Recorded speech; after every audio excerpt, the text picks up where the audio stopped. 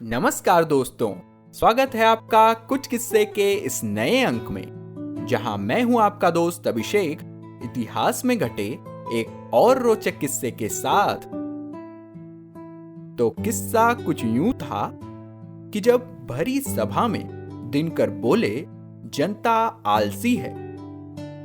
दोस्तों, इस वक्त लॉकडाउन के चलते हमारे बोलचाल में कुछ शब्द सहज ही शामिल हो गए हैं। उन्हीं में से एक शब्द है आलस, जो हम सबको कम या ज्यादा महसूस तो जरूर हो रहा है। हंसी मजाक में ही सही, मगर आलसी होने का ताना हम अपने छोटों पर मारते ही रहते हैं। मगर क्या हो जब ये शब्द आलस तंज के रूप में कोई वरिष्ठ व्यक्ति भरी सभा में बोल दे, और वो भी उसी जनता को जो उन्हें सुनने के लिए आतुर बैठी है। जी हाँ, ऐसी हिम्मत दिखाने वाले वो व्यक्ति थे महाकवि रामधारी सिंह दिनकर। मित्रों, आधुनिक भारत में रामधारी सिंह दिनकर को महाकवि की उपमा दी जाती है। उनकी रचनाओं में तमाम अलग अलग पक्षों के साथ साथ जनता से जुड़े मसलों का जिक्र अनिवार्य रूप से हुआ करता था, जिसमें जनमानस के लिए उनके मन में उपजी चिंता और दुख साफ साफ नजर आता था। मगर एक बार तो वे जनता के भाव से इतने दुखी हुए कि उन्होंने स्वयं जनता के सामने उसे आलसी, प्रमादी और सोया हुआ तक कह डाला था। दोस्तों, यह किस्सा 19 दिसंबर 1970 को जयपुर स्थित राजस्थान विश्वविद्यालय के दीक्षांत समारोह का है। दिनकर जी मंच से जनता से जुड़ी समस्याओं पर संबोधन दे रहे थे। इसी बीच जब देश में फैली बेरोजगारी की बात आई, तो वे सहसा जनता पर ही नाराज होकर कहने लगे, जनता में अधिकांश लोग बेरोजगार इसलिए हैं क्योंकि वे आलस्य और प्रमाद यानी मदहोशी में डूबे हुए हैं। उन्होंने जनता को यह कहकर नसीहत भी दी कि केवल मंच पर आसीन लोगों को ही अपना आदर्श मत मान बैठो।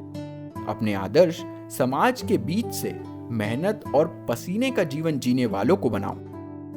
साथियों, तब इसे तत्कालीन सरकार की नाकामियों पर सबसे कड़े प्रहार के रूप में देखा गया था। दिनकर के ऐसे कटु और सत्य कथन सुनकर पूरे सभागार में सन्नाटा छा गया था।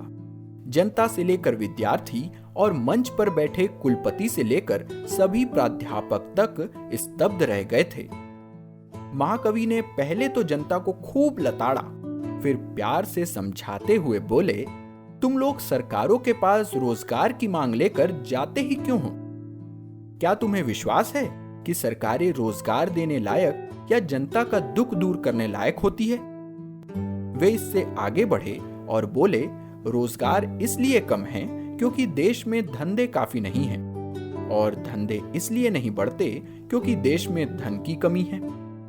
धन कम इसलिए है क्योंकि उत्पादन कम होता है, और उत्पादन कम इसलिए है क्योंकि लोग काम नहीं करते, और जब काम ही नहीं है तो फिर बेरोजगारी तो बढ़ेगी ही।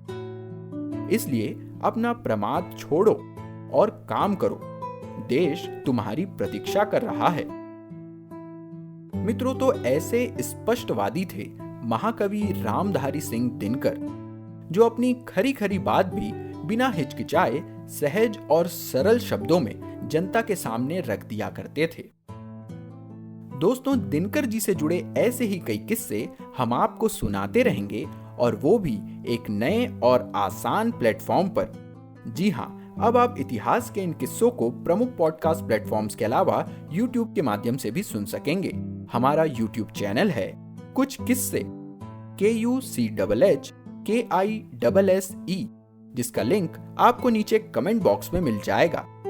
तो अगर आपको हमारे पिछले किस्से सुनने हो तो यहाँ वो सब आपको आसानी से मिल जाएंगे, और अगर वे आपको पसंद आए तो उन्हें अपने यारों दोस्तों के साथ जरूर शेयर करें।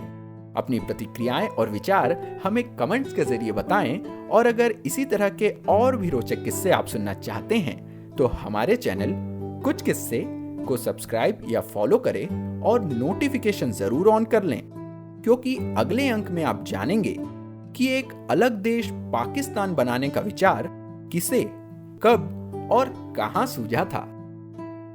तो दोस्तों, आज के लिए बस इतना ही। जल्द मिलेंगे इतिहास में घटे एक और दिलचस्प किस्से के साथ।